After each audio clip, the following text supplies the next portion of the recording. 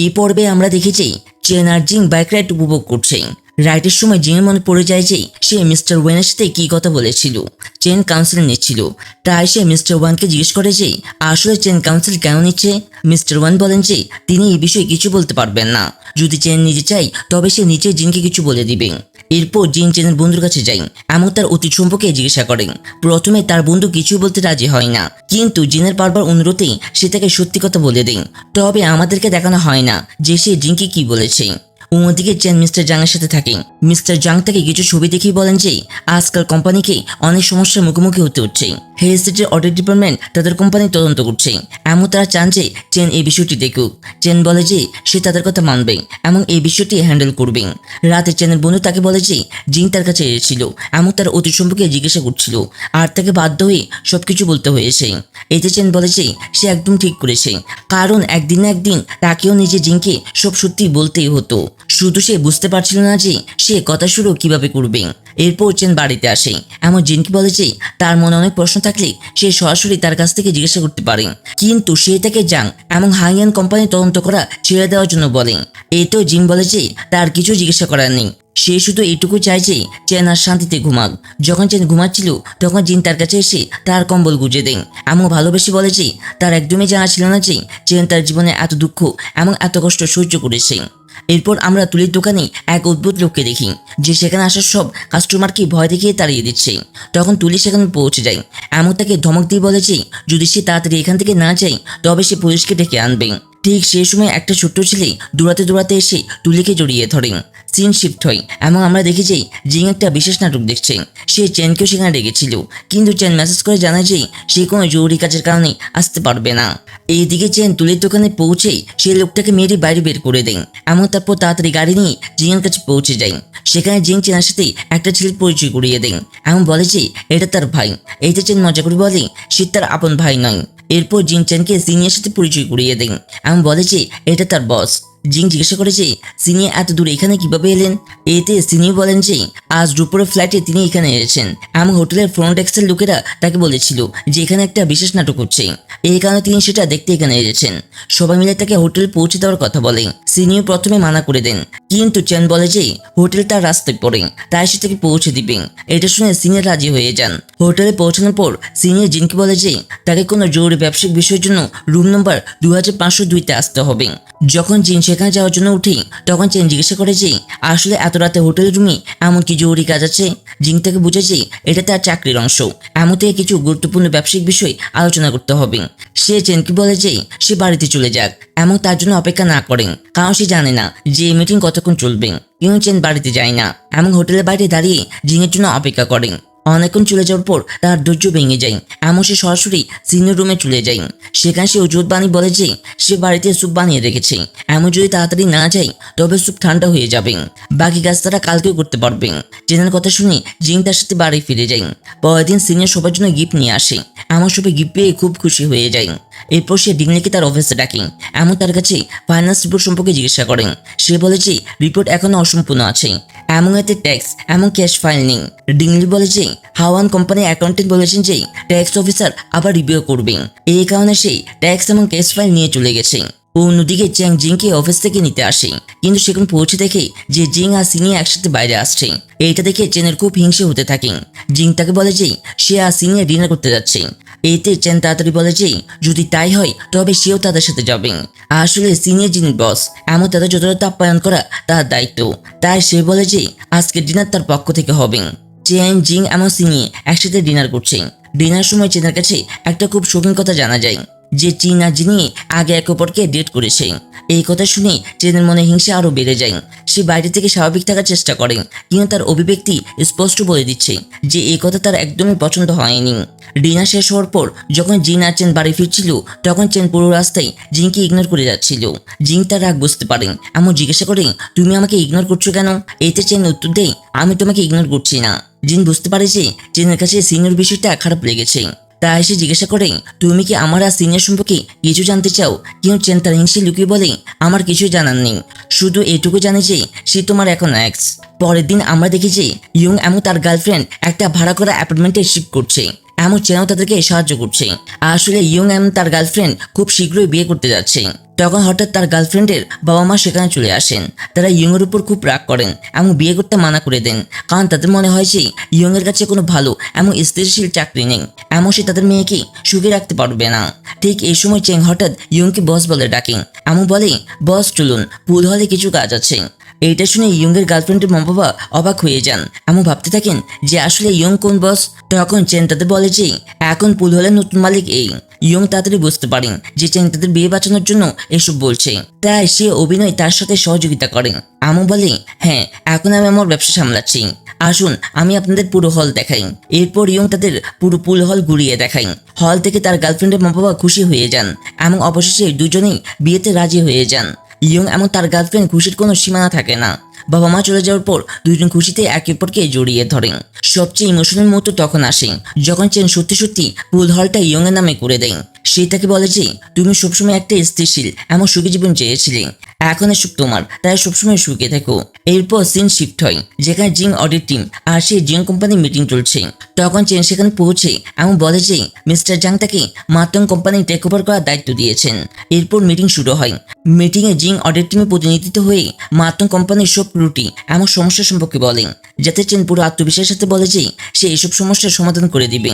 তখন সিনিম বলে যে এখনকার জন্য মিটিং এখানে শেষ করে, এমন যখন কোম্পানির অভ্যন্তরীণ সমস্যার সমাধান হয়ে যাবে তখন আবার মিটিং ডাকা হবে।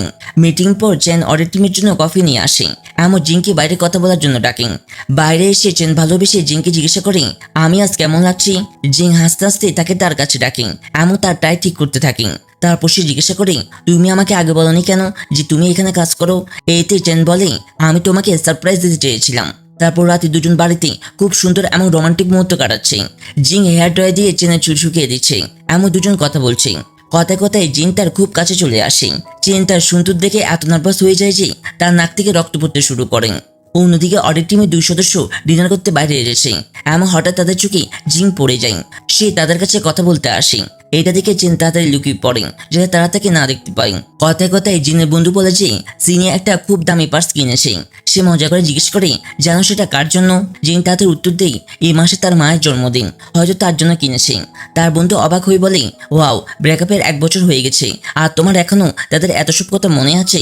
এই কথা চেনা শুনে ফেলে এমন একটু হিংসে হয়। শেষে জিন আর চেন একসাথে ড্রিঙ্ক খায় এমন বাড়ি ফিরে যায়।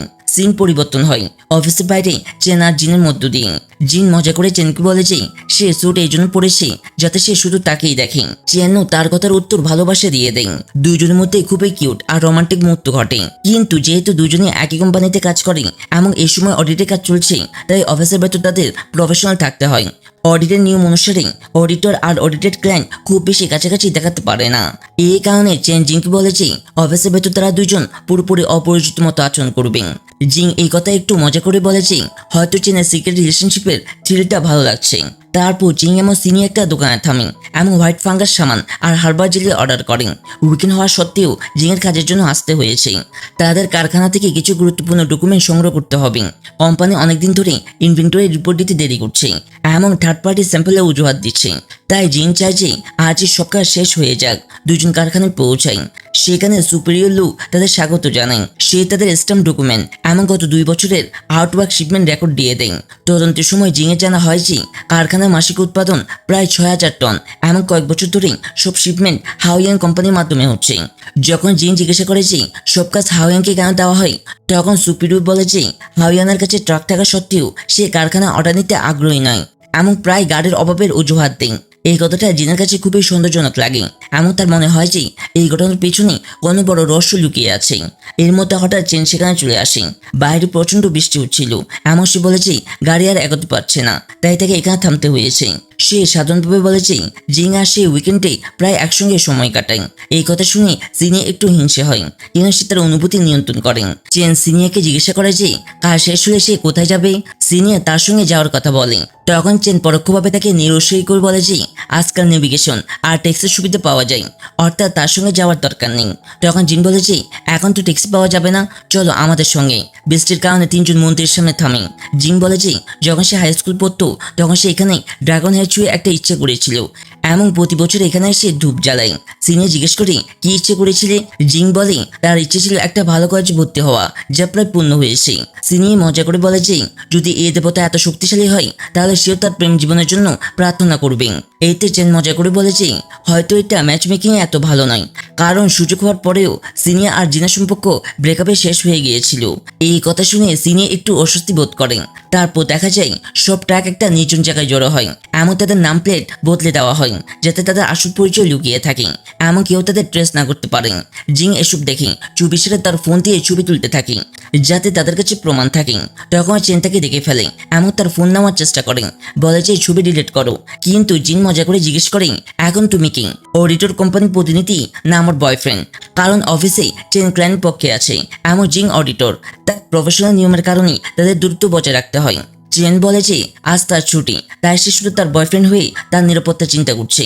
পরিস্থিতি বিপজ্জনক দেখে চেন তাকে বলে যে সে বাড়ি চলে যাক, এমন কয়েকদিন তার সহকর্মীর সঙ্গে থাকুক, কারণ তার ভয় হয় যে যদি ওই লোকেরা জিনের সম্পর্কে জেনে যায় তাহলে তারা তাকে ক্ষতি করতে পারে।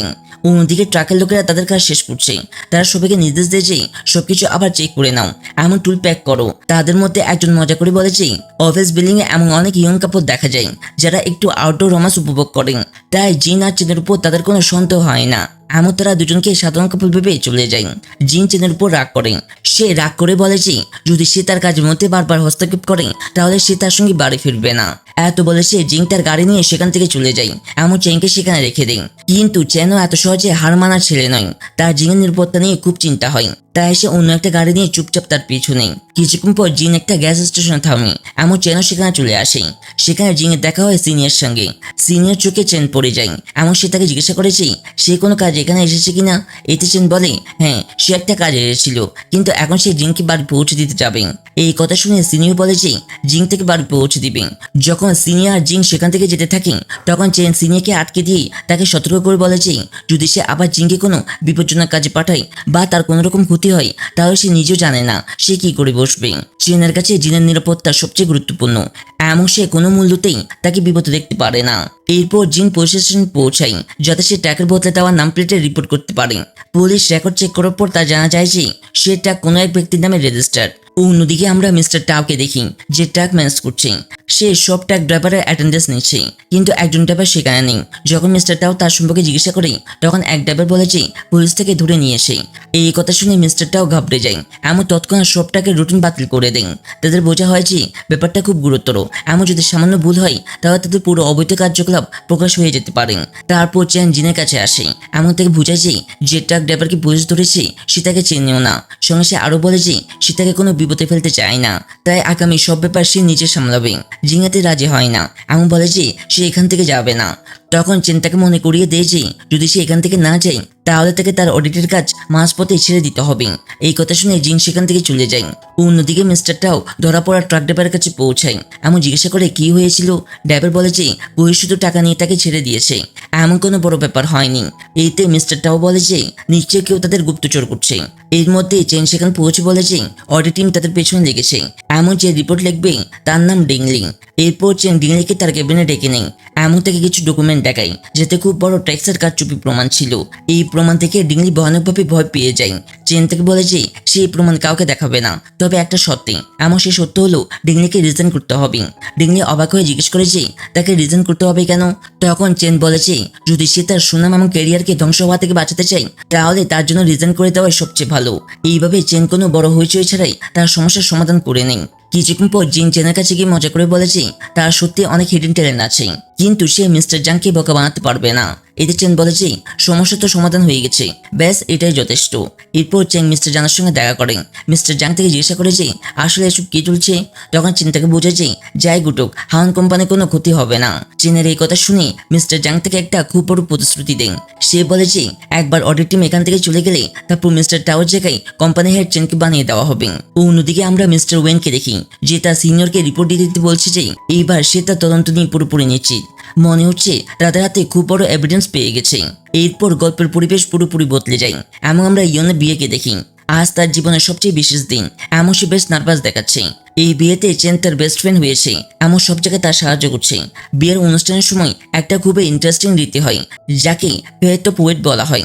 এতে একটা সুতো বা ওয়েবের মতো কাঠামো তৈরি হয় যা বর আর কনকে পার হতে হয়। ইউ মজা করে বলে যে তার পক্ষ থেকে চেন যাবে এমন অন্য পক্ষ থেকে জিন। দুজনে খুব সাবধানে সেই ফেয়েতো পোয়েট পার হয়ে মাঝখানে পৌঁছে যায়। এরপর বর আর কনে গ্র্যান্ড এন্ট্রি হয়, এমন একটা খুব বড় পার্টি আয়োজন করা হয়। সব মেহমানরা তাদের স্বাগত জানায়। বিয়ের সব রীতি শেষ হওয়ার পর দুজনে একে অপরকে আংটি পরিয়ে দেয় এবং অবশেষে তাদের বিয়ে সম্পূর্ণ হয়। বিয়ে শেষে কনে তার ফুল পেছন দিকে ছুড়ে দেয়, এমন সেটা সোজা জিনের কাছে পৌঁছে যায়। শেষে জিন বর কনের কাছে গিয়ে তাদের শুভেচ্ছা জানায়।